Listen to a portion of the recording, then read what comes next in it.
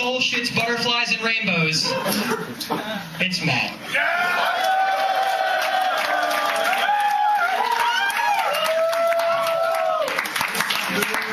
Hey everybody, I got a lot of material to get through and not that much time, so you keep your laughter to a minimum. I can get through this set as quickly and as efficiently as possible. You don't have to laugh on my account. I know these jokes are funny, so please shut the fuck up. I'm kidding, you guys, I'm kidding. Every joke that you don't laugh at, I kill a fucking hostage. It's up to you. Nobody needs to die tonight. But if I tell a joke which for some ridiculous reason you don't find funny, thanks, Jake. Do I have to start that one over, or what? What's going on? If I tell a joke that you guys don't think is funny, and, think again, all right? Think again, for the sake of your peers, please. This doesn't have to go down badly. So I've been getting really into March Madness. I got into it anyway, in March, and it's over now. And I didn't really have a team, because Vassar's D3 and shitty, and so I just decided that I would just root for whichever squad had the most white people on it. And it wasn't because I was racist, I just like rooting for the underdog, And don't say that you disagree with me. They made a movie called White Man Can't Jump, and no one said shit. Everyone's like, oh, White Man Can't Jump. Everyone's like, oh yeah, White Man Can't Jump. That sounds about right. No, they suck. What are you talking about? White people suck about it.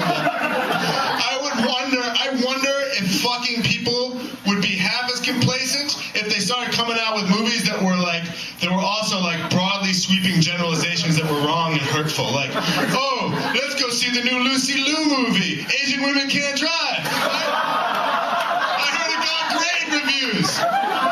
What about that new other movie? Jewish people can't spend money. That did well in the box office. Or Danny Boyle just came out with a new movie, Indian People Smell Funny, got nominated for an Oscar.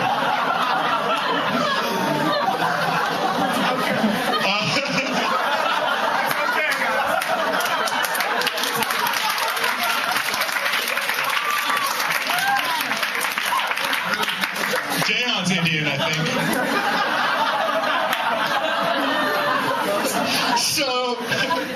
So I was fishing around for some condoms in the condom bin, because I use them occasionally. My water balloon launcher runs out of ammo every now and again. I gotta improvise. I pulled out a Magnum condom, that's just silly. I mean, it's a joke, they don't even come with rubber bands. I mean, how the fuck is that possible? I threw it out, it's useless. And then I pulled out a dental dam, and it said this on the dental dam. It said it was one of its selling points. It was anal compatible. And I'm thinking why did they have to put that there? It's someone getting the dental dam and be like, oh, thank God, it's compatible. You can finally do this the good and decent way. Not to be judgmental, but if you're eating out someone else's asshole, I think personal hygiene is the last fucking thing on your mind. So I've been, AA has been a big part of my life recently. I broke the front door of Maine last semester. So. Thank you. I'm making out with this mic right now. I'm sorry. I'm an expert. AA is one of my favorite things not to attend. It's unbelievable. After I got in trouble, they're like, Matt, you gotta go to AA 3 days a week. And I was like, no, please don't make me go to these meetings. They're like, Matt, if you want to be a student here, you're going to have to go to these anonymous meetings. And I was like, anonymous? And they're like, oh yeah, don't worry, no one will ever know if you go or not. And I was like, well, okay then. Make it 4 days a week. Fuck it, I'll go every fucking day. Fucking great, but I'm a bit of a mess, Look at me. We're in a place right now. So I'm watching TV with my mom, and this is a true story. Lindsay Lohan's gone on the screen doing something stupid again, and my mom turns to me and she goes, why couldn't you be a child star? And I go, Mom, A, why can't you just love me for who I am? And B, child stars always have these crippling drug and alcohol problems. And she turns to me and she goes, "You already have a drug and alcohol problem. And this should be fucking rich." That joke never gets easier to tell. So I hope you fucking liked it.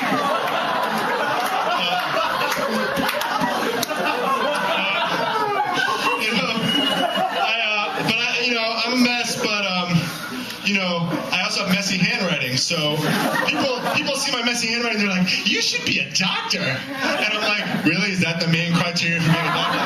Messy fucking handwriting, not intelligence or anything?" Like, I go to perform a surgery, my hand's shaking, the patient's like, "Oh shit." I'm like, "Joe, don't worry, I got the worst handwriting in the country." It's okay, you're in good hands. I really do want to be a doctor, though. I love women, and I really, believe it or not, for the purposes of this set, I'm kidding. I want to be an obstetrician, help women, get pregnant. I've been doing it since I was 15, so helping women get pregnant, except I don't want to go to med school. That's hard. I just want to have really, really potent sperm. So your wife's having trouble conceiving, huh? I got you covered. Step aside. No, I don't miss. I got Michael Phelps is coming out of my dick. Fucking Ahab's been hunting my sperm for years. Bro, you literary fuck out there. That'll be 500 a minute. Don't worry, the bill never goes past 1,000. It's all about turnover. You gotta have turnover.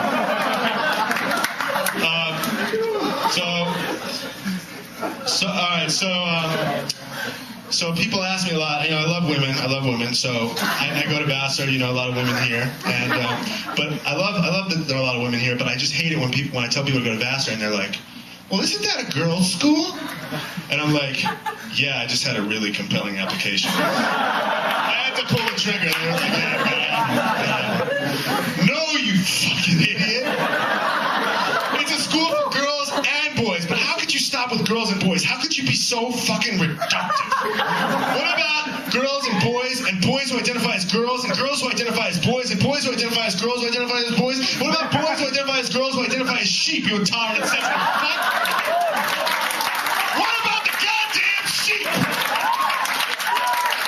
And after that rant, they never have any fucking doubt that I go to Vassar College.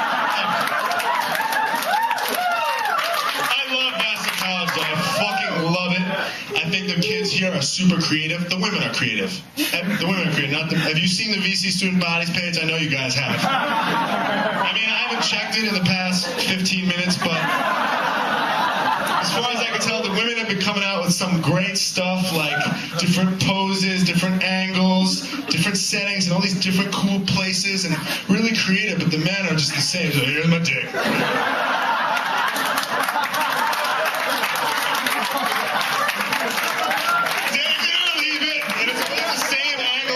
Lolling around. If I were to put a picture of my dick up there, there's so much you could do with your dick. Come on! Maybe put a little hat on it.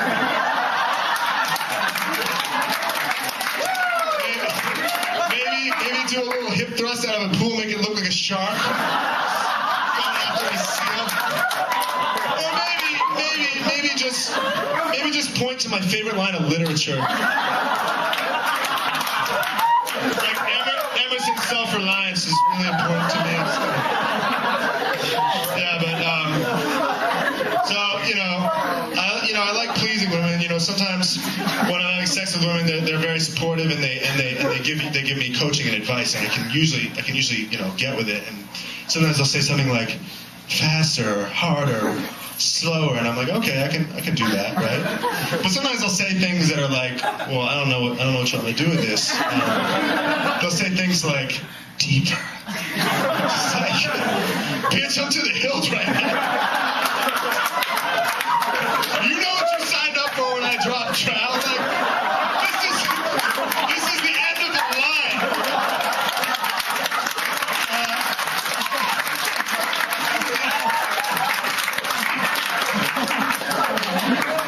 What do you think? My dick has some sort of crank on it? Like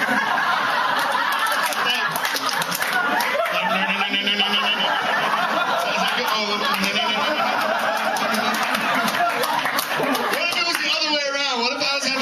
with a girl, and she was like, we were having sex, and it was all good. And I was like, oh yeah, baby, get shallow for me. Get shallow. My penis is lost in your cavernous vagina.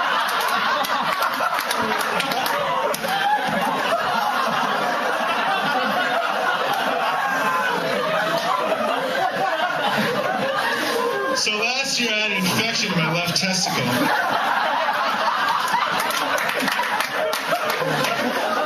And an infection in my left testicle. I went to the doctor and he checked me out and he said, you got epididymitis, it's no big deal, it's only lasts like 3-4 weeks. And I'm like, well doc, it's been bothering me like 3-4 months. He goes, whoa, that's very unusual. And I go, doc, do you think it's in my head? He goes, no, I think it's in your testicle.